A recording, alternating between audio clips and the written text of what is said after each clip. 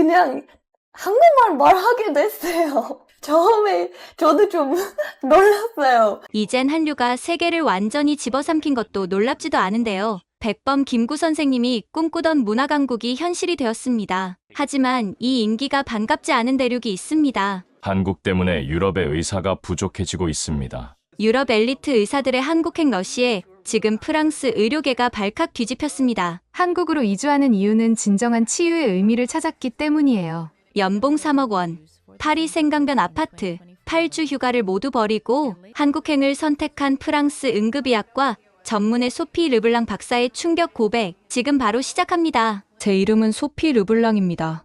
35살, 파리 중심가에서 태어나 자랐고 지난 10년간 파리 생피타세르라 대학병원 응급의학과 수석 전문의로 일해왔습니다. 프랑스에서는 흔히 말하는 엘리트 코스를 밟아온 사람입니다. 파리 의과대학을 수석으로 졸업했고 뇌졸중 초기 대응 프로토콜로 최연소 의학박사 학위를 받았습니다. 아버지는 소르본 대학 물리학과 교수였고 어머니는 유명 제약회사 연구소장이었습니다. 말 그대로 의학과 과학의 세계에서 저는 왕관을 쓰고 태어났죠. 파리 16구의 생강이 내려다 보이는 아파트에서 혼자 살았습니다. 200년 된 건물의 5층, 아침마다 에펠탑이 창문 너머로 보이는 곳이었죠. 인테리어 잡지에 소개될 정도로 완벽하게 꾸며진 그곳은 많은 이들의 부러움을 샀습니다. 주말이면 부르고뉴 포도원으로 와인 시음 여행을 다녔고 여름 휴가는 항상 지중해 남부에서 보냈습니다. 겉으로 보기엔 완벽한 삶이었습니다. 하지만 완벽함 뒤에는 항상 그림자가 있는 법이죠. 병원에서 저는 기계처럼 정확했습니다. 동료들은 절 로봇 소피라고 불렀어요. 감정 없이, 실수 없이 완벽하게 환자를 치료하는 의사. 그것이 제 정체성이었습니다. 응급실에 들어오는 순간부터 저는 진단 기계가 되었습니다. 맥박, 혈압, 산소 포화도. 모든 수치는 제 머릿속에서 방정식이 되었고 치료는 그 방정식의 해법이었습니다. 르블랑 선생님, 어떻게 그렇게 냉정할 수 있나요? 사람이 죽어가는데도. 레지던트가 한 번은 그렇게 물었습니다. 저는 웃으며 대답했죠. 감정은 정확한 판단을 방해할 뿐이야. 환자에게 필요한 건 내 눈물이 아니라 내 지식이야. 그날 밤, 홀로 아파트로 돌아와 와인 한 잔을 따르며 창밖 파리의 불빛을 바라봤습니다. 모든 것이 반짝이고 아름다웠지만 그 불빛이 제 마음속까지 비추진 못했습니다. 남자친구 마르크와의 관계도 서서히 식어가고 있었습니다. 그는 예술가였고 제가 그의 세계를 이해하지 못한다고 말했죠. 사실은 제 자신의 세계도 이해하지 못하고 있었습니다. 일기장을 펼쳐 그날의 기록을 남겼습니다. 오늘도 3명을 살렸다. 심정지 환자, 뇌출혈 환자, 다발성 외상 환자. 모두 성공적으로 안정화시켰다. 마르크는 오늘도 오지 않았다. 내일은 새 와인바를 시도해볼까? 아니면 그냥 푹 자는 게 나을지도. 감정이라곤 찾아볼 수 없는 문장들이었습니다. 마치 일기가 아니라 환자 차트를 기록하는 것 같았죠. 어느 날 아침, 거울 속 제 모습을 바라보았습니다. 완벽하게 정돈된 금발 단발머리, 깔끔한 화장, 고급 브랜드의 옷. 겉으로는 완벽했지만 눈에서는 생기가 사라진 지 오래였습니다. 그때 문득 이런 생각이 들었습니다. 난 지금 살아있는 걸까? 아니면 그저 존재하고 있는 걸까? 그 질문에 대한 답을 찾기도 전에 제 인생을 완전히 뒤흔들어 놓을 사건이 기다리고 있었습니다. 그날은 여느 때와 같은 응급실 당직이었습니다. 비가 내리는 화요일 저녁, 평소보다 조금 한산한 응급실이었죠. 그때 응급실 문이 열리며 구급차가 도착했습니다. 50대 남성, 심한 복통과 구토 증세, 피부는 황달 증상을 보였습니다. 간 수치가 정상의 5배입니다. 복부 초음파 긴급히 준비하세요. 신속한 검사 결과 환자는 급성 담낭염과 함께 간 기능에 심각한 이상이 있었습니다. 즉시 수술이 필요한 상황이었죠. 그런데 환자의 신원을 확인하는 순간 저는 잠시 숨을 멈췄습니다. 피에르 모로. 이 사람이 국회의원 모로인가요? 간호사가 고개를 끄덕였습니다. 그는 프랑스 현 여당의 중진 의원이자 우리 병원 이사회 멤버였습니다. 저는 평소처럼 냉정하게 판단했습니다. 상태가 위중했기에 즉시 수술을 준비했죠. 그런데 그때 병원장실에서 전화가 왔습니다. 르블랑 박사, 모로 의원은 내일 중요한 의회 표결이 있어요. 지금 수술하면 참석이 불가능합니다. 응급처치만 하고 표결 후로 수술을 미룰 수 없을까요? 순간 제 귀를 의심했습니다.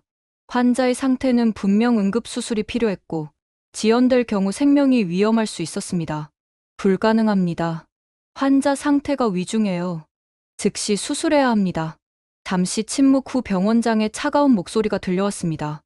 르블랑 박사, 당신의 연구비 지원건이 이번 주에 결정되는 거 알고 있죠? 모로 의원은 그 위원회 의장입니다. 현명한 판단을 하세요.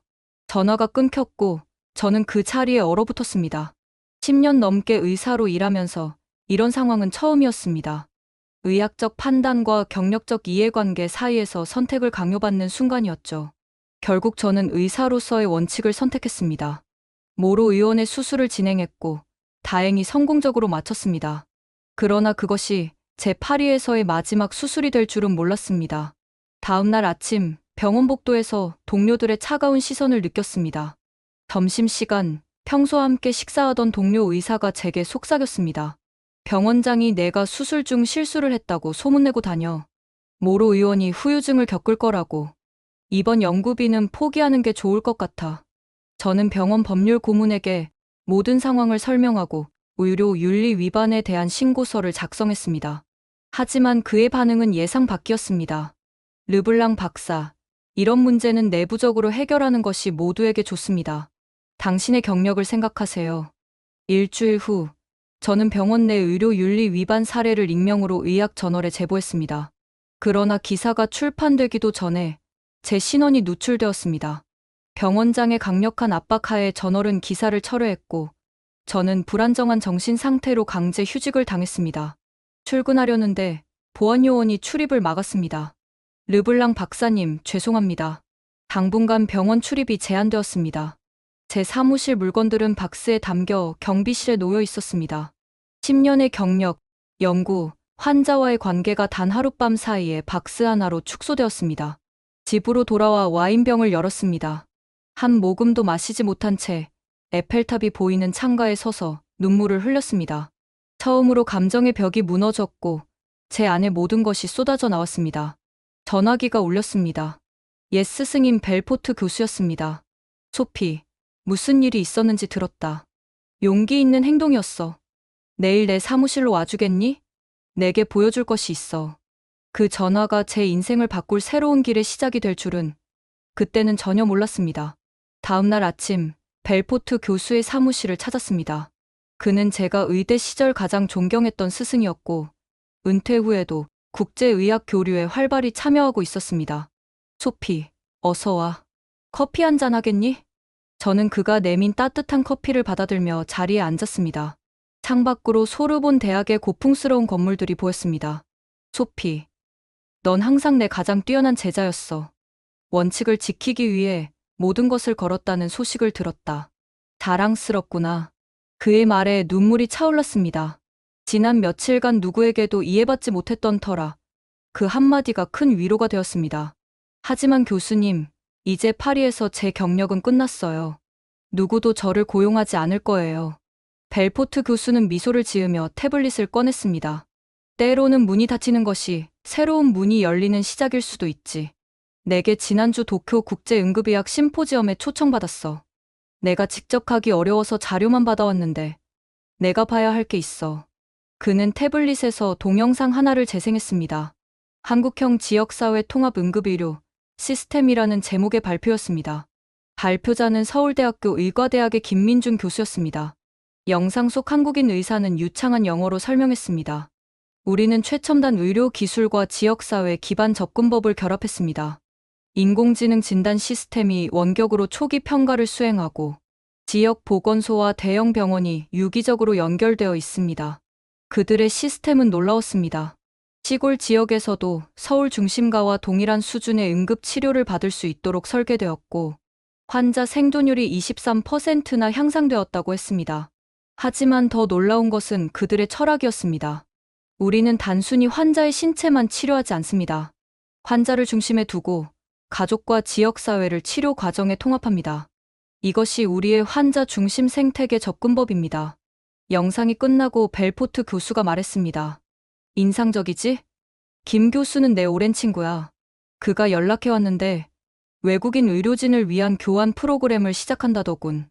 3개월간 한국의 농촌 지역에서 근무하면서 그들의 시스템을 배우고 동시에 서구 의학의 장점을 나눌 수 있는 기회라고 해.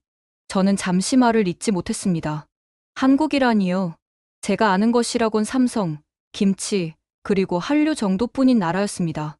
교수님, 정말 감사하지만 한국은 너무 멀고 낯선 곳이에요. 게다가 언어도 전혀 모르는데요. 벨포트 교수는 웃으며 말했습니다. 때로는 가장 낯선 곳에서 우리 자신을 발견하기도 해. 게다가 김 교수에 따르면 그들의 의료진은 대부분 영어를 할 수 있다고 하더군. 무엇보다, 소피, 지금 내게 필요한 건 거리를 두는 것 아닐까? 파리에서 멀리 떨어진 곳에서 새로운 시각을 얻는 것 말이야. 저는 창밖을 바라보았습니다. 익숙한 파리의 풍경, 그러나 더 이상 안정감을 주지 않는 풍경이었습니다. 3개월이라. 그 정도면 상황이 정리될 시간은 되겠네요. 벨포트 교수가 환하게 웃었습니다. 그래. 그리고 누가 알겠어? 3달 후엔 돌아오고 싶지 않을 수도 있지. 그날 저녁, 저는 김민준 교수에게 프로그램 참여 의사를 밝히는 메일을 보냈습니다. 그리고 놀랍게도 단 10분 만에 답장이 왔습니다. 르블랑 박사님, 참여 결정을 환영합니다. 도쿄에서 교수님의 발표 자료를 봤습니다. 뇌졸중 초기 대응 프로토콜이 인상적이었습니다. 한 달 후 전라남도 해남군에서 뵙겠습니다. 새로운 여정이 시작되길 기대합니다. 해남군. 지도를 찾아보니 한국 남서쪽에 위치한 지역이었습니다. 파리의 번화가에서 한국의 시골까지 이보다 더 극적인 변화가 있을까요? 한 달 후, 저는 인천국제공항에 도착했습니다. 비행기에서 내리는 순간 따뜻하고 습한 공기가 저를 맞이했습니다. 15시간의 비행 끝에 도착한 낯선 나라, 한국이었습니다. 입국장에는 소피 르블랑 박사님이라고 한글과 영어로 적힌 팻말을 든 젊은 여성이 서 있었습니다. 그녀는 서울대학교 병원의 통역사 박지연이라고 자신을 소개했습니다. 공항에서 서울로 향하는 차 안에서 창밖으로 펼쳐지는 풍경은 제가 상상했던 것과는 완전히 달랐습니다. 초고층 빌딩들과 최첨단 기술이 어우러진 도시 풍경은 마치 미래의 도시 같았습니다. 파리와 많이 다르네요. 제가 생각했던 것보다 훨씬 현대적이에요. 지연 씨가 웃으며 대답했습니다. 많은 외국인들이 그렇게 말씀하세요. 서울은 세계에서 가장 빠르게 발전한 도시 중 하나니까요. 하지만 해남은 많이 다를 거예요. 한국의 전통적인 모습을 볼 수 있는 곳이죠. 다음 날 아침, 저는 KTX라는 고속철도를 타고 남쪽으로 향했습니다. 기차 안에서 창밖을 바라보니 서울의 빌딩 숲은 점차 푸른 산과 논으로 변해갔습니다. 파리에서는 결코 볼 수 없는 풍경이었습니다. 끝없이 펼쳐지는 초록빛 들판과 그 위에 점점이 박힌 농가들, 그리고 그것을 감싸 안은 산들. 목포에 도착하자 김민준 교수가 직접 마중을 나와 있었습니다. 40대 초반으로 보이는 그는 도쿄 심포지엄 영상에서 본 것보다 더 젊고 활기찬 인상이었습니다. 르블랑 박사님 환영합니다. 드디어 직접 뵙게 되어 기쁩니다. 그의 영어는 유창했지만 독특한 억양이 있었습니다. 이제부터는 이 억양에 익숙해져야 할 것 같았습니다. 차로 이동하는 동안 김 교수는 해남의 의료 상황에 대해 설명했습니다. 해남은 한국에서도 특히 고령화가 심각한 지역입니다. 인구의 40%가 65세 이상이에요. 젊은이들은 대부분 도시로 떠났고 남은 어르신들은 만성질환을 여럿 앓고 계십니다. 우리 프로그램은 이런 농촌 의료 문제를 해결하기 위해 시작되었죠. 해남군립병원에 도착했을 때 저는 다시 한번 놀랐습니다. 외관은 작고 소박했지만 내부에는 최신 의료 장비들이 갖춰져 있었습니다. 응급실은 작았지만 체계적으로 정리되어 있었고 원격 진료 시스템도 구축되어 있었습니다. 오리엔테이션이 끝난 후 김 교수가 예상치 못한 소식을 전했습니다. 르블랑 박사님, 계획이 약간 변경되었습니다. 해남에서의 적응 기간 후에 더 작은 섬마을로 가셔야 할 것 같습니다.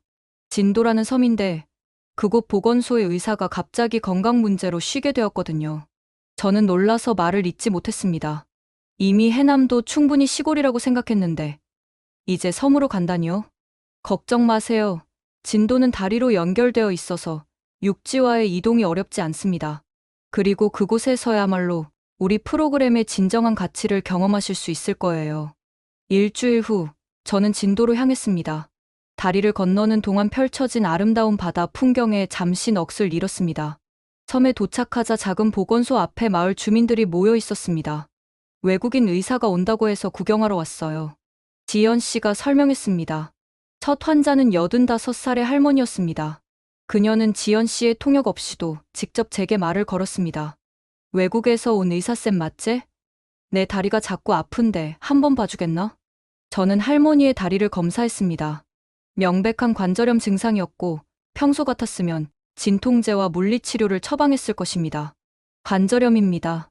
진통제를 처방해 드릴게요. 지연 씨가 통역하자 할머니는 고개를 저었습니다. 약은 싫어요. 지난번에 약 먹고 속이 아팠어. 그냥 우리 방식으로 치료할게.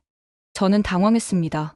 환자가 의학적 조언을 거부한다면 어떻게 해야 할까요? 그때 보건소 간호사가 다가와 무언가를 설명했습니다. 할머니는 약보다 뜸과 찜질을 선호하세요.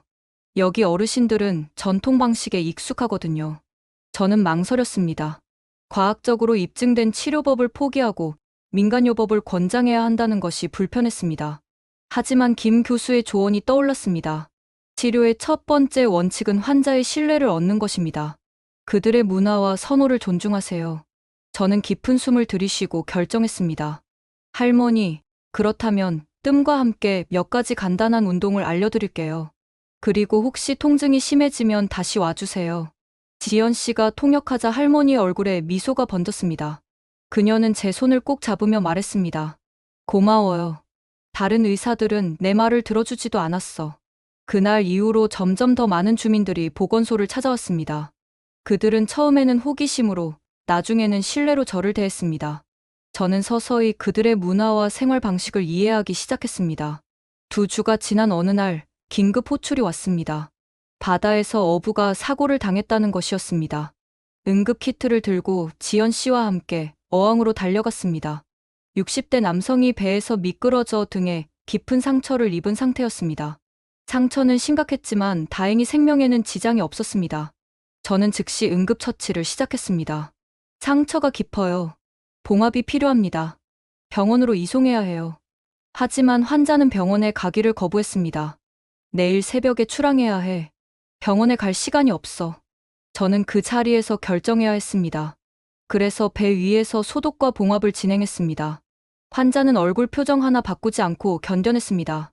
처치가 끝난 후 그는 고개를 숙여 감사를 표했습니다. 고맙네. 의사 선생. 내일 고기 잡아오면 제일 좋은 것으로 갖다 줄게.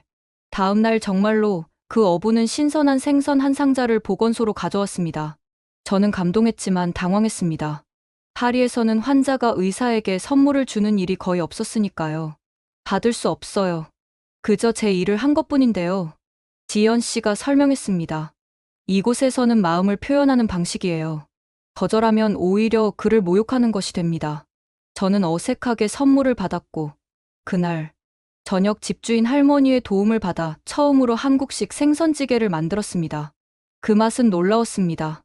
매콤하면서도 깊은 맛이 있었고, 파리의 어떤 고급 레스토랑에서도 맛볼 수 없는 종류의 것이었습니다. 그날 밤, 일기장에 적었습니다. 오늘 내 손으로 직접 사람을 치료하고 그의 음식으로 배를 채웠다. 파리에서는 결코 경험할 수 없었던 직접적인 연결감이다. 이곳에서는 의사와 환자 사이에 복잡한 시스템이나 제도가 없다. 오직 사람과 사람 사이의 신뢰만이 있을 뿐. 점점 저는 진도 생활에 적응해갔습니다. 한국어 기초 단어들을 배우기 시작했고, 환자들의 선호와 생활 습관을 존중하며 치료법을 조정했습니다. 가장 놀라운 것은 제 자신의 변화였습니다. 더 이상 로봇 소피가 아니었습니다. 환자 하나하나를 개인으로 대하고 그들의 이야기를 경청하는 법을 배우고 있었습니다. 한 달이 지난 어느 날, 김 교수가 진도를 방문했습니다. 르블랑 박사, 놀랍게도 진도의 보건소 방문율이 30%나 증가했더군요. 주민들이 당신을 매우 신뢰하는 것 같습니다. 저는 겸손하게 대답했습니다. 그저 그들의 말을 들어주려고 노력했을 뿐입니다. 김 교수는 의미심장한 미소를 지었습니다. 그것이 바로 진정한 치유의 시작입니다. 사실 이번에 좋은 소식을 가져왔어요. 다음 주 전국 농촌 의료 컨퍼런스가 서울에서 열립니다. 르블랑 박사님의 경험을 공유해 주시면 어떨까요? 서울에서의 컨퍼런스. 다시 도시로 돌아갈 기회였습니다. 그런데 이상하게도 한 달 전과는 달리 그 생각이 그리 설레지 않았습니다. 오히려 이 조용한 섬을 잠시 떠나야 한다는 것이 아쉬웠습니다. 물론이죠. 기꺼이 참여하겠습니다. 서울행 버스에 오르기 전 저는 마지막으로 보건소를 점검했습니다. 3일간의 출장 동안 대체 의사가 올 예정이었지만 제 환자들이 걱정되었습니다. 걱정 마세요, 박사님. 제가 잘 살펴볼게요. 보건소 간호사 윤미 씨가 저를 안심시켰습니다. 버스 안에서 창밖을 바라보며 지난 한 달을 되돌아보았습니다. 처음에는 이방인 취급을 받았지만 이제는 거리를 걸을 때마다 의사 선생님 하고 반갑게 인사하는 주민들이 많아졌습니다. 어느새 이 작은 섬이 제게 익숙한 공간이 되어가고 있었습니다. 서울에 도착하자 도시의 북적거림이 저를 반겼습니다. 한 달 전에는 인천공항에서 서울로 오는 길에 그저 현대적인 도시라고만 생각했는데 이제는 다른 시각으로 보게 되었습니다. 진도의 여유로운 리듬에 익숙해진 후라 서울의 빠른 템포가 오히려 낯설게 느껴졌습니다. 컨퍼런스는 서울대학교 병원에서 열렸습니다. 입구에서 김 교수를 만났고 그는 저를 여러 의사들에게 소개했습니다. 그 중에는 김 교수의 동생인 김수민 박사도 있었습니다. 르블랑 박사님, 형님으로부터 많은 이야기를 들었습니다. 진도에서의 경험은 어떠신가요? 수민 박사가 물었습니다. 처음에는 문화적 충격이 컸지만 이제는 오히려 이곳 서울이 더 낯설게 느껴질 정도예요. 그는 웃으며 고개를 끄덕였습니다. 그것이 바로 한국의 매력입니다. 하루 만에 완전히 다른 세계를 경험할 수 있죠. 수민 박사는 40세의 신경외과 의사로 김 교수와 달리 미국에서 전문의 과정을 마친 후 한국으로 돌아온 케이스였습니다. 그의 영어는 미국식 억양이 강했고 서구적인 사고방식과 한국적 가치관을 동시에 지닌 듯했습니다. 컨퍼런스에서 저는 농촌 의료에서 환자 중심 접근법이라는 주제로 짧은 발표를 했습니다. 파리에서라면 의학적 데이터와 통계를 중심으로 발표했겠지만 이번에는 진도에서 만난 실제 환자들의 이야기를 중심으로 구성했습니다. 프랑스에서 저는 진단과 치료 프로토콜에만 집중했습니다. 하지만 진도에서 저는 환자의 삶 전체를 보는 법을 배우고 있습니다. 어떤 환자가 약을 거부할 때 그것은 단순한 비협조가 아니라 그들의 문화와 경험에서 비롯된 선택임을 이해하게 되었습니다. 발표 후 한 의사가 날카로운 질문을 던졌습니다. 르블랑 박사님, 그렇다면 과학적으로 입증된 치료법보다 환자의 문화적 선호를 우선시해야 한다고 보시나요? 그것이 의사로서 윤리적으로 옳은 일일까요? 순간 당황했지만 곧 제 경험을 바탕으로 대답했습니다. 그것은 이분법적인 선택의 문제가 아닙니다. 저는 여전히 과학적 의학을 실천합니다.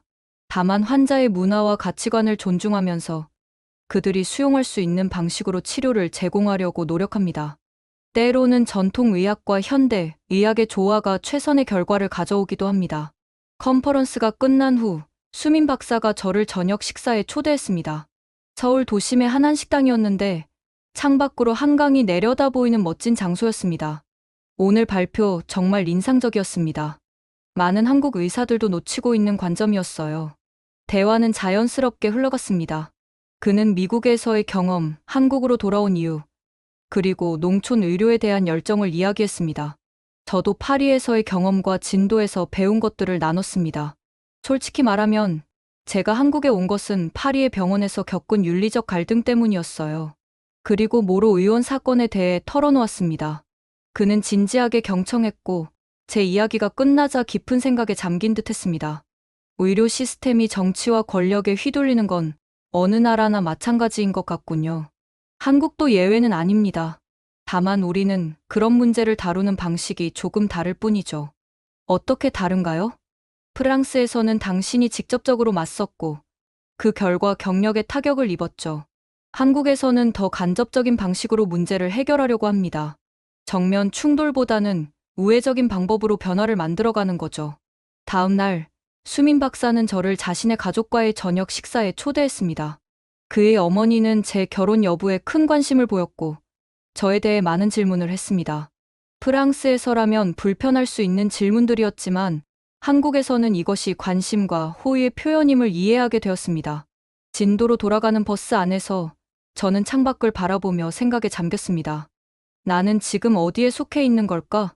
파리도, 서울도, 진도도 아닌 어딘가 중간에 있는 것 같다. 그리고 수민 박사와의 만남이 제 마음에 미묘한 파동을 일으켰다는 것을 부정할 수 없었습니다. 진도로 돌아온 지 2주일 후 이상한 일이 벌어지기 시작했습니다. 처음에는 한두 명의 환자였습니다. 고열, 호흡곤란, 그리고 빠르게 진행되는 폐렴 증상. 처음에는 단순한 계절성 독감이라고 생각했습니다. 하지만 하루가 지나고 나서 비슷한 증상을 보이는 환자가 5명, 그 다음 날에는 10명으로 늘어났습니다. 윤미 씨, 이건 보통 독감이 아닌 것 같아요. 감염 속도가 너무 빠르고 증상도 심각해요. 윤미 간호사의 얼굴에 걱정이 서렸습니다. 지난 메르스 사태가 떠오르네요. 즉시 목포시립병원으로 검체를 보냈고 결과가 나오기 전에 예방조치를 취했습니다. 보건소 내에 임시 격리 공간을 마련하고 의심 환자들에게 마스크를 나눠주었습니다. 하지만 작은 섬 마을에서 소문은 빠르게 퍼졌고 공포도 함께 번졌습니다. 외국인 의사가 온 뒤로 이상한 병이 돌기 시작했다. 프랑스에서 온 의사가 병을 가져왔다는 소문이 있어 윤미 간호사가 마을 주민들의 수군거림을 전해주었습니다. 처음에는 충격을 받았지만 이내 이해했습니다.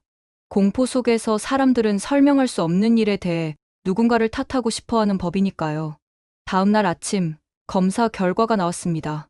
새로운 형태의 코로나 바이러스 변이였습니다. 같은 날 보건복지부에서 긴급 대응팀이 진도로 파견되었고 섬 전체가 임시 봉쇄 조치에 들어갔습니다. 대응팀 팀장은 전염병 전문가 김태우 박사였습니다. 그는 제게 차갑게 대했습니다. 르블랑 박사, 상황이 심각합니다. 현재까지 확진자가 23명이고 접촉자는 100명이 넘습니다. 당신은 외국에서 온 지 얼마 안 됐죠? 최근 해외여행 이력이 있나요? 그의 말투에서 저도 의심받고 있다는 것을 느꼈습니다. 저는 평정심을 유지하며 대답했습니다. 네, 한 달 전에 프랑스에서 왔습니다. 하지만 그 전에 2주일간의 자가격리와 검사를 마쳤습니다. 그리고 2주일 전에는 서울에 다녀왔고요. 김 박사의 눈빛이 날카로워졌습니다. 서울이라고요? 서울에서 누구를 만났죠? 마치 범인을 신문하는 듯한 그의 태도에 불편함을 느꼈지만 침착하게 서울에서의 일정을 설명했습니다. 컨퍼런스 참석, 병원 방문, 그리고 수민 박사와의 만남까지. 알겠습니다. 일단 당신도 검사를 받으세요. 그리고 보건소 운영은 우리 팀이 맡겠습니다. 그의 말은 제가 배제된다는 의미였습니다. 하루아침에 제가 신뢰받던 의사에서 잠재적 위험 인물로 바뀐 것 같았습니다. 숙소로 돌아가는 길에 주민들의 시선이 차갑게 느껴졌습니다. 불과 며칠 전까지만 해도 반갑게 인사하던 그들이 이제는 멀리서 저를 피했습니다. 그때 윤미 간호사가 달려왔습니다. 박사님, 걱정하지 마세요. 주민들은 그저 겁에 질린 것뿐이에요. 곧 상황이 나아질 거예요. 다음 날, 제 검사 결과는 음성이었지만 확진자는 35명으로 늘어났습니다. 김 박사의 팀은 체계적으로 대응했지만 작은 보건소의 시설로는 모든 환자를 수용할 수 없었습니다. 중증 환자들은 헬리콥터로 목포시립병원으로 이송되었지만 날씨가 악화되면서 이송마저 어려워졌습니다. 저는 숙소에 고립된 채 상황을 지켜볼 수밖에 없었습니다. 그때 김 교수에게서 전화가 왔습니다. 르블랑 박사, 상황 들었습니다. 괜찮으신가요? 네, 저는 괜찮습니다. 하지만 마을이 혼란스러워요. 주민들이 저를 의심하고 있어요. 김 교수가 한숨을 쉬었습니다. 사람들은 두려울 때 쉽게 누군가를 탓하려고 합니다. 하지만 지금 중요한 건 환자들입니다. 태우 박사는 뛰어난 전문가지만 현장 경험이 부족해요. 당신의 도움이 필요할 겁니다. 하지만 그는 제가 개입하는 것을 원치 않아요. 직접적으로 맞서지 마세요. 한국식으로 접근해보세요. 간접적으로, 천천히. 그날 저녁, 보건소 뒷문으로 살며시 들어갔습니다. 윤미 간호사와 몇몇 직원들이 저를 보고 놀랐지만 반가워했습니다. 르블랑 박사님, 어떻게 오셨어요? 김 박사님이 알면 화낼 텐데. 그래서 조용히 왔어요. 상황이 어떤지 알려줄 수 있나요? 윤미 간호사는 현 상황을 상세히 설명했습니다. 가장 큰 문제는 자원 배분이었습니다. 산소호흡기와 의약품이 부족했고 의료진은 지쳐가고 있었습니다. 그리고 김 박사의 접근법은 매뉴얼에 충실했지만 현지 상황에 맞지 않는 부분이 많았습니다. 저는 제가 프랑스에서 겪었던 코로나 초기 대응 경험을 바탕으로 몇 가지 제안을 적어 윤미 간호사에게 건넸습니다. 이건 제가 파리병원에서 사용했던 자원 최적화 방법이에요. 김 박사님께 직접 말하기보다는 마치 간호사들이 생각해낸 아이디어처럼 조심스럽게 제안해보세요. 다음 날 윤미 간호사가 기쁜 소식을 가져왔습니다. 김 박사가 간호사들의 제안을 받아들였고 산소 관리 시스템과 약물 투여 순서를 조정했다는 것이었습니다. 그 결과 중증 환자 관리가 효율적으로 변했습니다. 그러나 2, 3일 후 상황은 더욱 악화되었습니다. 확진자가 60명을 넘었고 2명의 고령 환자가 사망했습니다. 마을 전체가 공포에 빠졌고 일부 주민들은 보건소 앞에서 시위를 벌이기 시작했습니다. 외국인 의사를 추방하라. 제대로 된 한국 의사를 보내달라. 그들의 외침이 제 숙소까지 들렸습니다. 가슴이 아팠지만 그들의 두려움을 이해했습니다. 그때 급한 노크 소리가 들렸습니다. 문을 열자 김 박사가 서 있었습니다. 르블랑 박사, 당신의 도움이 필요합니다. 그의 얼굴은 피곤함으로 가득했고 눈에는 절박함이 보였습니다. 무슨 일이죠? 의료진 3명이 확진되었습니다. 인력이 심각하게 부족해요. 그리고 솔직히 말해서 당신의 경험이 필요합니다. 프랑스에서의 코로나 대응 경험. 우리가 놓치고 있는 것이 있을지도 모릅니다. 저는 망설임 없이 대답했습니다. 물론이죠. 제가 도울 수 있는 일이라면 무엇이든 하겠습니다. 우리는 밤새 보건소에서 환자들을 돌보았습니다. 김 박사는 뛰어난 전문가였지만 자원이 제한된 환경에서의 경험은 부족했습니다. 반면 저는 국경 없는 이 사회 활동을 통해 자원 부족 상황에서의 대응에 익숙했습니다.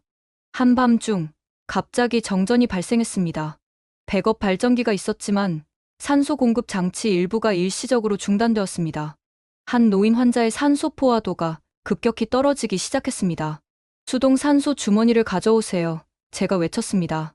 하지만 남은 수동 주머니는 단 하나뿐이었고 그것마저 다른 환자에게 사용 중이었습니다. 순간적으로 결정해야 했습니다. 저는 주변을 둘러보다 산소통과 마스크를 발견했습니다. 저 산소통과 마스크, 그리고 수액 세트를 주세요. 급히 임시호흡 장치를 만들어 환자에게 연결했습니다. 이런 즉흥적인 장치는 파리에서는 상상도 할 수 없는 일이었지만 국경 없는 이 사회 활동 중 시리아에서 비슷한 상황을 경험한 적이 있었습니다. 어떻게 이런 생각을 하셨죠? 김 박사가 놀라며 물었습니다. 가끔은 매뉴얼을 벗어나 생각해야 할 때가 있어요. 특히 자원이 제한된 상황에서는요. 그날 밤을 기점으로 우리의 관계가 변했습니다. 김 박사는 저를 동등한 동료로 대하기 시작했고 우리는 함께 위기 대응 계획을 세웠습니다. 마을 회관을 임시 격리 시설로 전환하고 경증 환자들을 그곳으로 옮겼습니다. 보건소는 중증 환자 전용으로 재구성했고 마을 주민들 중 회복된 사람들을 보조 인력으로 교육했습니다. 일주일이 지나자 새 확진자 수가 감소하기 시작했고 2주일 후에는 대부분의 환자가 회복되었습니다. 총 79명이 감염되었고 3명이 사망했지만 초기 예측보다는 훨씬 나은 결과였습니다. 전염병 사태가 진정되자 마을 주민들의 태도도 변했습니다. 처음에 저를 의심하고 두려워하던 사람들이 이제는 다시 인사를 건네기 시작했습니다. 어떤 주민들은 직접 찾아와 사과하기도 했습니다. 마을 이장님이 저를 마을 회관으로 초대했습니다. 그곳에는 많은 주민들이 모여 있었고 그들은 제가 들어서자 일제히 박수를 쳤습니다. 르블랑 박사님, 우리 마을을 구해주셔서 감사합니다. 우리가 오해했던 점 용서해 주세요. 이장님은 저에게 보자기를 건네며 말씀하셨습니다. 이 보자기처럼 여러 조각이 모여 하나가 되듯이 박사님도 이제 우리 마을의 일부가 되셨습니다. 그 말에 눈물이 났습니다. 제가 파리에서 찾지 못했던 것, 바로 소속감과 인정이었습니다. 이 작은 섬마을에서 제가 의사로서뿐만 아니라 한 사람으로서 받아들여진 것 같았습니다. 그날 저녁 문자 메시지가 왔습니다. 수민 박사였습니다. 르블랑 박사님, 진도 전염병 대응 소식 들었습니다. 정말 훌륭하셨어요. 다음 주에 진도를 방문할 예정입니다. 만나 뵐 수 있을까요? 그 메시지를 읽는 순간 이상하게도 제 앞에 두 갈래 길이 보이는 듯했습니다. 하나는 파리로 돌아가는 길, 다른 하나는 한국에 머물며 새로운 삶을 시작하는 길. 그리고 이제 저는 선택해야 했습니다. 수민 박사의 방문은 예정보다 일찍 이루어졌습니다. 전염병 사태 직후 그는 공식적인 평가를 위해 보건복지부 조사단과 함께 진도에 도착했습니다. 우리가 제외했을 때 그의 눈빛에는 존경과 관심이 담겨 있었습니다. 르블랑 박사님, 이번 사태 대응이 정말 인상적이었습니다. 제한된 자원으로 이 정도 성과를 내기는 쉽지 않았을 텐데요.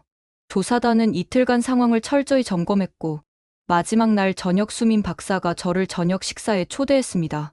진도의 작은 해산물 식당이었는데 창가에서 바다가 보이는 아름다운 곳이었습니다.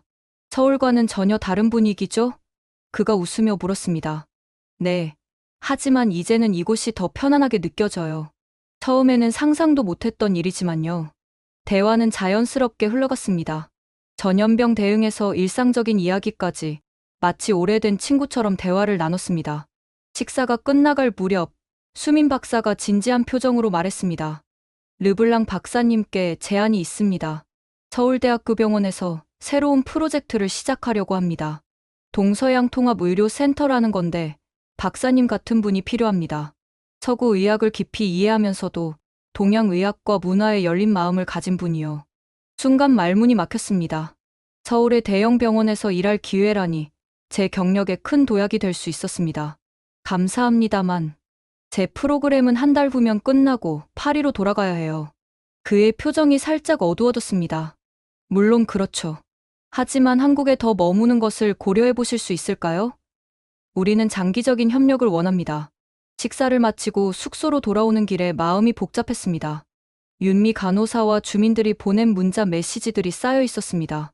모두 감사 인사와 함께 제가 계속 있어주길 바라는 내용이었습니다. 그날 밤 프랑스의 벨포트 교수에게 전화를 걸었습니다. 소피, 자네 소식 들었네. 진도에서의 활약이 의학 커뮤니티에서 화제야. 정말요? 프랑스에서도 알고 있나요? 물론이지. 자네가 개발한 제한된 자원 환경에서의 대응 프로토콜이 국제 저널에 실렸어. 그리고 파리 병원에서도 자네에 대해 재평가하는 분위기야. 그 말에 가슴이 뛰었습니다. 제가 떠난 후 상황이 바뀐 것 같았습니다. 사실 좋은 소식이 있어. 생피타세르라 병원에서 자네를 다시 초빙하고 싶어 해. 이번에는 더 나은 조건으로. 연구부장 직책과 함께. 흥분된 목소리로 교수님은 파리로 돌아왔을 때의 화려한 전망을 설명했습니다. 모로 의원 사건은 결국 내부 고발자가 나타나면서 진실이 밝혀졌고 병원장은 사임했다고 했습니다. 이제 병원은 새로운 리더십 아래 개혁 중이었고 저는 그 중심에 설 수 있었습니다. 전화를 끊고 창밖을 바라보았습니다. 어두운 밤하늘에 별들이 총총히 빛나고 있었습니다. 파리의 밤하늘에서는 이렇게 많은 별을 볼 수 없었죠.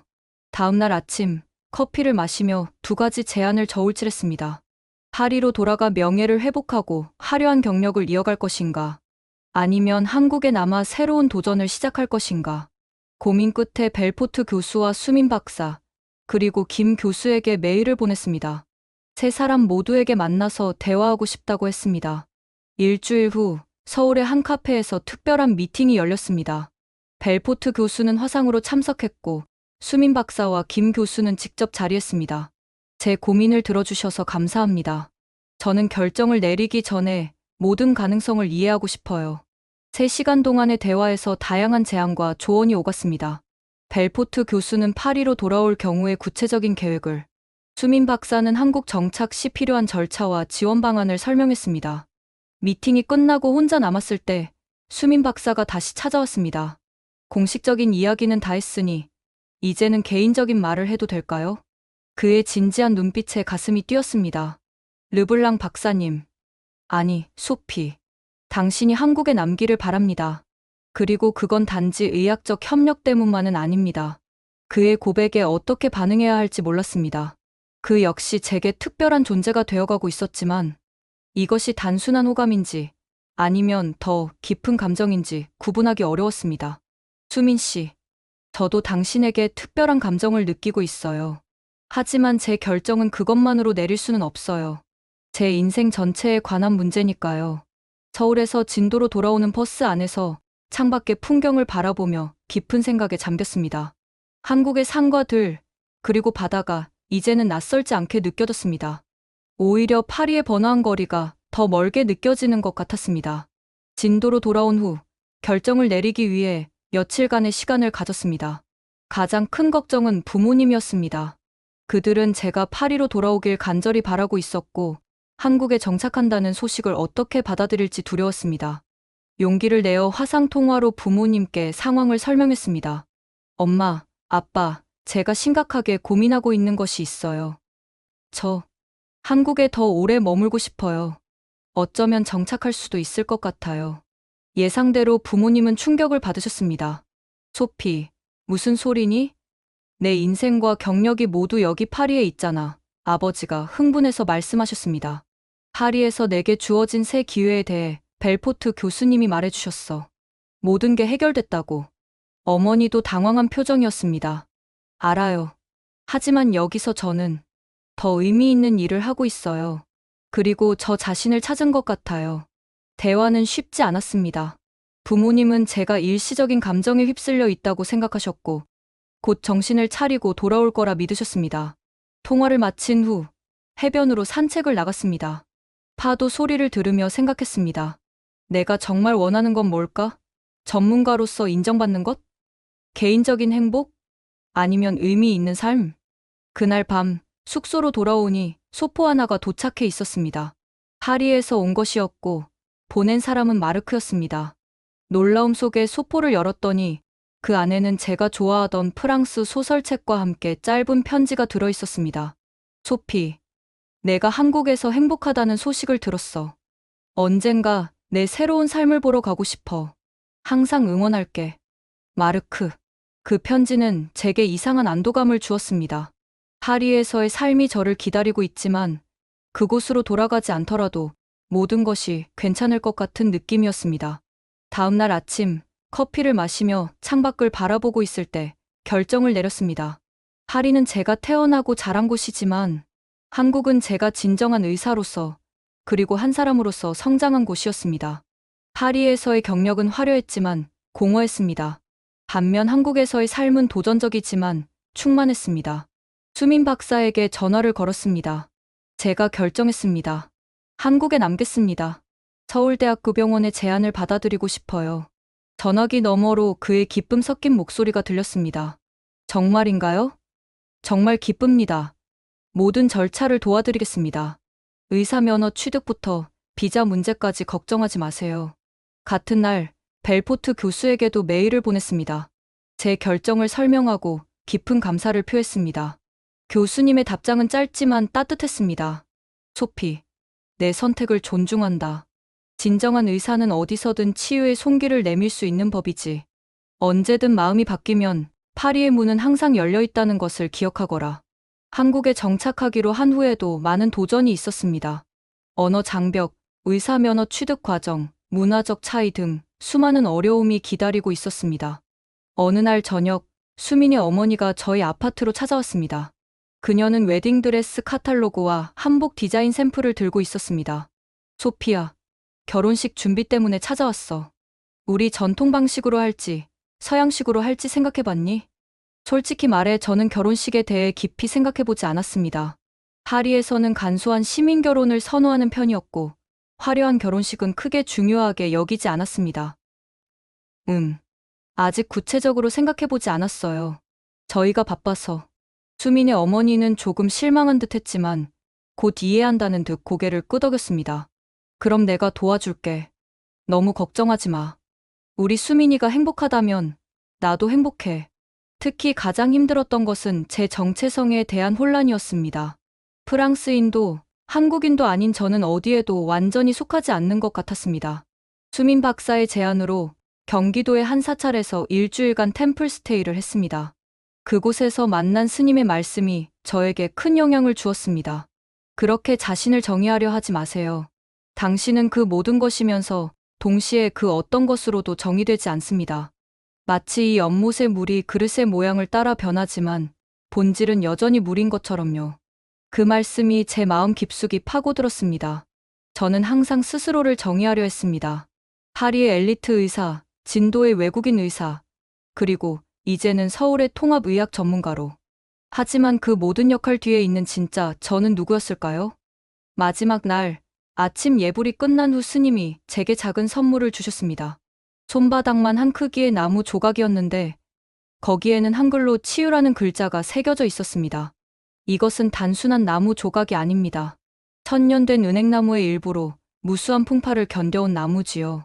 치유는 단순히 병을 고치는 것이 아니라 모든 것을 온전하게 만드는 과정입니다. 박사님의 여정의 작은 나침반이 되길 바랍니다. 서울로 돌아오는 길, 차창 밖으로 펼쳐지는 풍경을 바라보며 깊은 생각에 잠겼습니다. 일주일 전과 같은 풍경이었지만 제 시선은 완전히 달라져 있었습니다. 마치 안경을 새로 쓴 것처럼 세상이 더 선명하게 보였습니다. 수민이 물었습니다. 어떠셨어요? 도움이 되셨나요?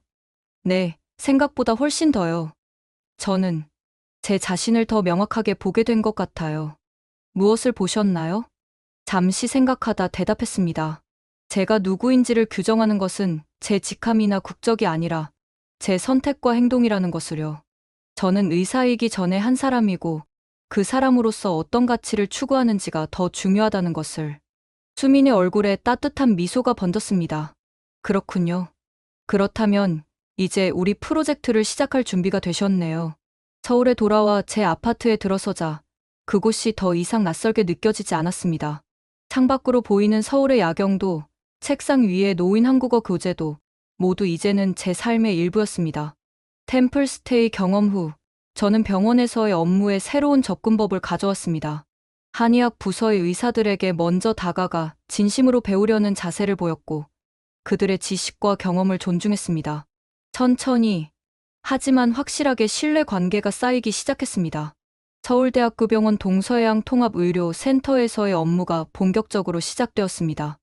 의사 면허 취득을 위한 과정은 여전히 진행 중이었지만 그동안 의료 자문 직책으로 환자들을 만날 수 있었습니다. 오늘은 센터 개소 한 달을 기념하는 작은 회의가 열리는 날이었습니다. 회의실에는 서양의학팀과 한의학팀, 그리고 행정 담당자들이 모여 있었습니다. 한 달간의 성과를 공유하겠습니다. 환자 만족도 조사에서 우리 센터는 98%의 높은 점수를 받았습니다. 병원장의 발표에 모두가 박수를 쳤습니다. 하지만 곧이어 현실적인 문제들이 논의되기 시작했습니다. 아직도 두 의학 체계 사이의 통합이 원활하지 않습니다. 특히 치료 프로토콜 수립에 있어 이견이 많습니다. 한 한의사가 지적했습니다. 서양의학팀에서도 비슷한 불만이 나왔습니다. 과학적 근거가 부족한 치료법을 어떻게 통합할 수 있습니까? 환자 안전이 우선되어야 합니다. 긴장감이 감돌기 시작했습니다. 두 팀 사이의 오래된 갈등이 다시 표면화되는 순간이었습니다. 그때 수민 박사가 저를 바라보며 말했습니다. 르블랑 박사님, 외부자의 시각에서 봤을 때 어떻게 생각하시나요? 모든 시선이 저에게 쏠렸습니다. 처음에는 망설였지만 곧 용기를 내어 말했습니다. 제가 한국에 온 지 몇 개월밖에 되지 않았지만 한 가지 확실히 깨달은 것이 있습니다. 의학의 목표는 결국 치유입니다. 방법은 다를 수 있어도 목표는 같죠. 잠시 침묵 후 계속했습니다. 파리에서 저는 최신 의료 장비와 약물로 환자를 치료했습니다. 진도에서는 제한된 자원 속에서도 환자들의 문화와 생활 방식을 존중하며 치료했죠. 두 경험 모두 가치가 있었고 때로는 그 융합이 더 나은 결과를 가져왔습니다. 이어서 진도에서의 구체적인 사례들을 공유했습니다. 한약과 항생제를 병행해 효과를 본 환자, 물리치료와 침 치료를 함께 받아 회복 속도가 빨라진 환자 등의 이야기였습니다. 서로의 영역을 침범하는 것이 아니라 서로의 강점을 인정하고 환자에게 최선의 치료를 제공하는 것. 그것이 진정한 통합이라고 생각합니다. 제 발언이 끝나자 회의실에는 다시 침묵이 흘렀습니다. 그리고 한의학과 과장인 김 교수가 천천히 고개를 끄덕였습니다. 르블랑 박사 말씀에 동의합니다. 우리는 너무 자신의 영역만 고집했던 것 같군요. 그날 회의는 새로운 통합치료, 프로토콜을 개발하기 위한 태스크포스 팀을 구성하는 것으로 마무리되었습니다. 저는 그 팀의 일원으로 지명되었고 양쪽 의학을 연결하는 역할을 맡게 되었습니다. 회의가 끝난 후 수민 박사가 다가왔습니다. 오늘 정말 멋졌어요. 누구도 건드리지 못했던 핵심을 짚어주셨어요. 사실 긴장됐어요. 제가 너무 나서는 건 아닐까 걱정도 됐고요. 그가 웃으며 말했습니다. 때로는 외부자의 시각이 가장 명확할 때가 있어요. 당신은 두 세계 사이에서 균형을 잡을 수 있는 사람이에요. 그날 저녁 수민 박사의 제안으로 우리는 한강공원으로 산책을 나갔습니다. 봄 기운이 완연한 강변은 벚꽃이 만개하여 마치 분홍색 구름이 내려앉은 것 같았습니다. 한국의 봄은 어떠세요? 정말 아름다워요. 파리의 봄과는 또 다른 매력이 있네요. 대화는 자연스럽게 개인적인 영역으로 흘러갔습니다. 그는 미국에서의 경험, 한국으로 돌아와 겪은 영문화 충격, 그리고 가족의 기대와 자신의 꿈 사이에서 느꼈던 갈등에 대해 이야기했습니다. 사실 저도 외부인 같은 기분을 자주 느껴요. 너무 서구화되어 한국 사회에 완전히 적응하지 못하는 것 같기도 하고요. 그의 솔직한 고백에 저도 마음을 열었습니다. 저도 이제는 어디에도 완전히 속하지 않는 것 같아요. 프랑스에 있을 때는 너무 냉정하고 기계적이라는 말을 들었고, 여기서는 너무 직설적이고 서구적이라는 말을 들어요. 그가 제 손을 살며시 잡았습니다. 어쩌면 그것이 우리의 특별한 점일 수도 있어요. 경계에 서 있기 때문에 두 세계를 모두 볼 수 있는 거죠. 그날 밤, 우리는 처음으로 키스를 나눴습니다. 한강의 야경을 배경으로 두 세계 사이에 선 두 사람이 서로를 향해 한 걸음 더 가까이 다가선 순간이었습니다. 다음 날부터 통합치료 프로토콜 개발 작업이 본격적으로 시작되었습니다. 처음에는 의견 충돌이 많았지만 조금씩 공통점을 찾아가기 시작했습니다. 서양의학의 과학적 근거와 한의학의 전인적 접근법이 만나는 지점을 찾는 과정은 흥미로웠습니다. 특히 저는 진도에서의 경험을 바탕으로 환자 중심 의사결정 모델을 제안했습니다. 환자가 치료 방식을 선택할 수 있도록 충분한 정보를 제공하고 그들의 문화적 배경과 선호도를 존중하는 모델이었습니다. 진도에 도착한 그 순간부터 모든 것이 새로웠습니다. 이번에는 단기간 봉사자가 아닌 의원의 공동 운영자로서 섬을 바라보는 시선이 달랐습니다. 수민과 함께 방문한 의원은 진도 읍내에서 조금 떨어진 곳에 위치한 작은 건물이었습니다.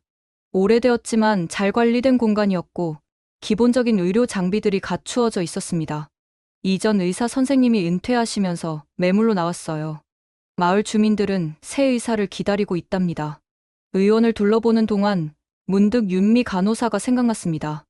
연락을 취해보니 그녀는 여전히 보건소에서 일하고 있었고 제가 돌아온다는 소식에 무척 기뻐했습니다. 박사님, 정말 돌아오시는 거예요? 주민들이 얼마나 좋아할지 몰라요. 다음 날 마을 이장님과 주요 주민들을 만나 의원 재개원 계획을 설명했습니다. 처음에 그들은 통합의료라는 개념에 의구심을 보였습니다. 서양의학과 한의학을 같이 한다는 게 무슨 뜻인가요? 약을 먹으면서 침도 맞는다는 건가요? 수민이 차분하게 설명했습니다. 단순히 두 치료를 병행하는 것이 아니라 환자 개개인에게 가장 적합한 치료법을 찾는 겁니다. 때로는 서양의학이, 때로는 한의학이, 때로는 둘의 조합이 최선일 수 있어요. 이장님이 고개를 끄덕였습니다. 르블랑 박사님을 우리는 믿습니다. 전염병 때 보여주신 헌신을 기억하고 있으니까요. 그날 저녁, 옛 환자 중 한 분이었던 강 할머니의 초대로 저녁 식사를 함께 했습니다. 수민과 저는 할머니의 작은 농가에서 정성스럽게 준비된 시골 음식을 맛보았습니다. 의사 선생님이 돌아오신다니 얼마나 기쁜지 몰라요. 우리같이 늙은이들은 젊은 의사들이 시골에 오길 꺼려해서 항상 걱정이었거든요. 할머니의 말에 마음이 뭉클했습니다. 이곳 주민들에게 의사란 단순한 치료자가 아니라 삶의 동반자였습니다. 도시의 대형 병원에서는 결코 경험할 수 없는 관계였죠. 서울로 돌아온 후 저희는 진도 의원 프로젝트를 본격적으로 준비했습니다. 서울대학교 병원과 협력하여 원격 진료 시스템을 설치하고 통합의료 프로토콜을 농촌 환경에 맞게 수정했습니다. 또한 한 달에 2번은 진도에서 나머지는 서울에서 근무하는 일정을 조율했습니다. 준비 과정에서 가장 큰 도전은 한국 의사 면허 취득이었습니다.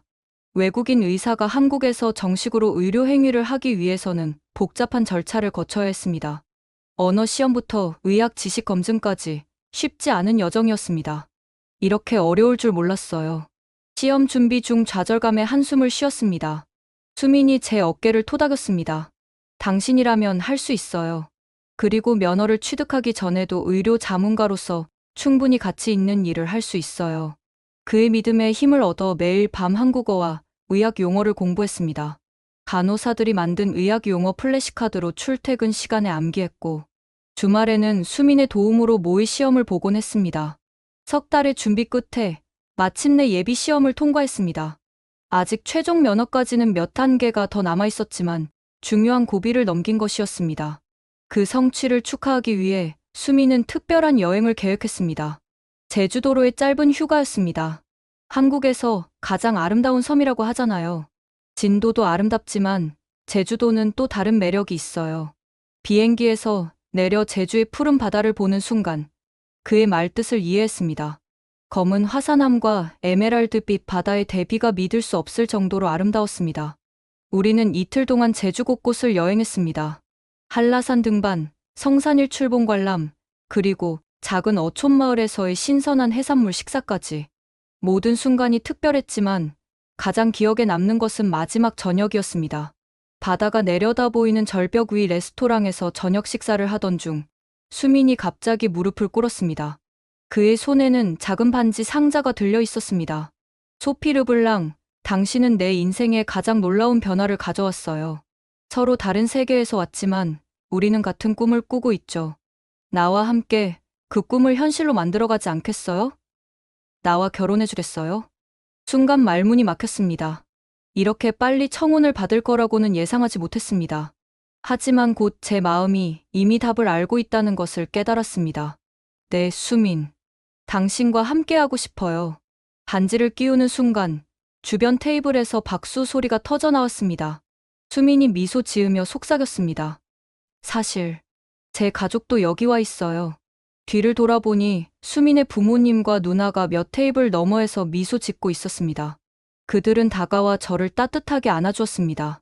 르블랑 박사님, 아니 이제는 소피라고 불러도 될까요? 우리 아들이 당신 이야기를 정말 많이 했어요. 가족이 되어 주셔서 감사합니다.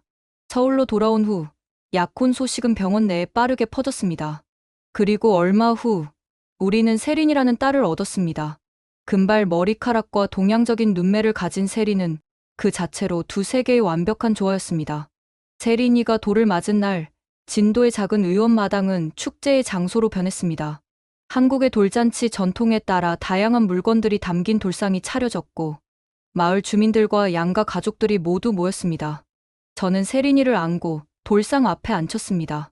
자, 세린아, 이제 내 미래를 선택해 볼 시간이야. 돌상에는 연필학자, 동부, 실장수, 청진기의사, 그리고 저희가 특별히 추가한 프랑스 국기와 한국 국기가 놓여 있었습니다.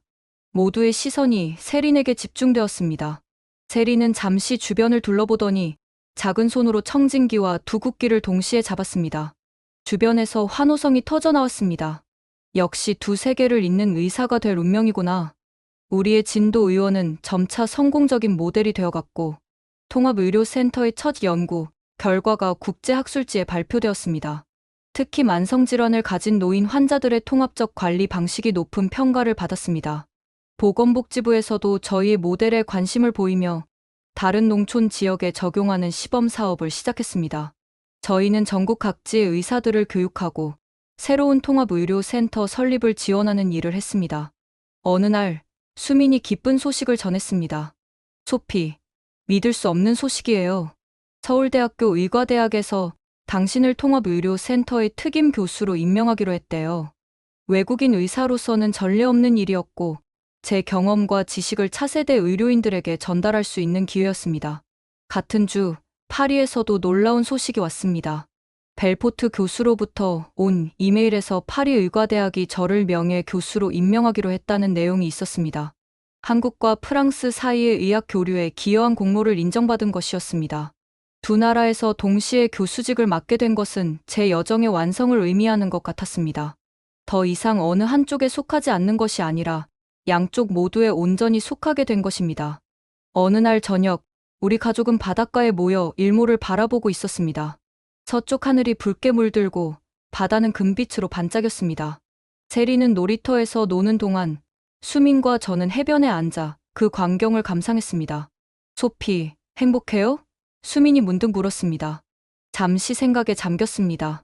파리의 화려한 경력을 뒤로하고 한국의 작은 섬마을에서 새 삶을 시작한 지 2년이 지났습니다.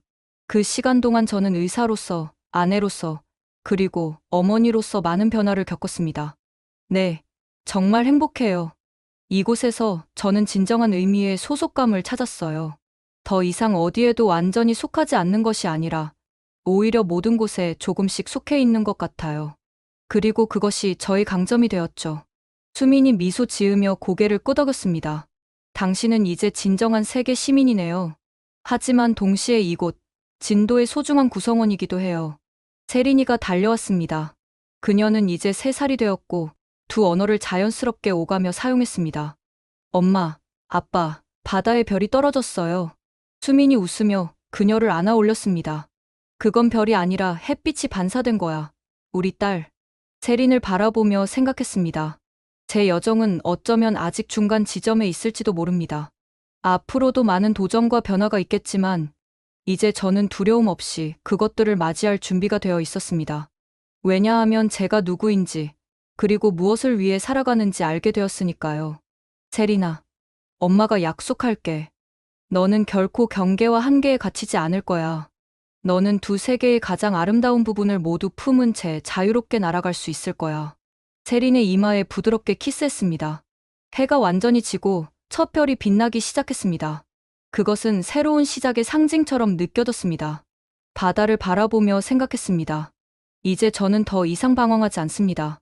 프랑스의 엘리트 의사도 한국의 이방인도 아닌 그저 소피 르블랑 김으로서 두 세계를 이어주는 다리가 되어 제 소명을 실천하고 있습니다. 그리고 그것이 바로 제가 찾아낸 진정한 소속감입니다. 더 이상 어디에도 완전히 속하지 않는 것이 아니라 오히려 모든 곳에 조금씩 속해 있는 것. 그리고 그것이 저의 가장 큰 강점이 되었습니다. 지금까지 프랑스 출신 의사 소피 르블랑 김의 놀라운 여정을 들어보셨습니다. 소피 르블랑 김의 여정은 경계를 넘어 새로운 길을 개척한 용기와 지혜의 이야기입니다. 파리의 응급실에서 진도의 작은 의원까지 그녀는 단순히 장소만 바꾼 것이 아니라 의료의 본질을 재발견했습니다. 소피가 두 세계를 잇는 다리가 되어 찾은 진정한 정체성과 소명은 우리 모두에게 깊은 울림을 줍니다. 그녀가 개발한 통합 의료 모델이 이제 아시아 전역으로 확산되며 의학의 본질이 질병 치료를 넘어 인간에 대한 전인적 이해와 문화적 존중에 있음을 일깨우고 있습니다. 경계를 넘어 새로운 가능성을 발견하는 용기, 다양성을 통합하는 지혜, 그리고 진정한 소명을 찾아가는 여정. 이것이 소피의 이야기가 우리에게 남기는 여운입니다. 이 특별한 이야기가 마음에 드셨다면 구독과 좋아요로 응원해주세요. 여러분의 공유 한 번이 더 많은 분들에게 소피의 영감을 전할 수 있습니다. 지금까지 코리아 원더풀이었습니다. 감사합니다.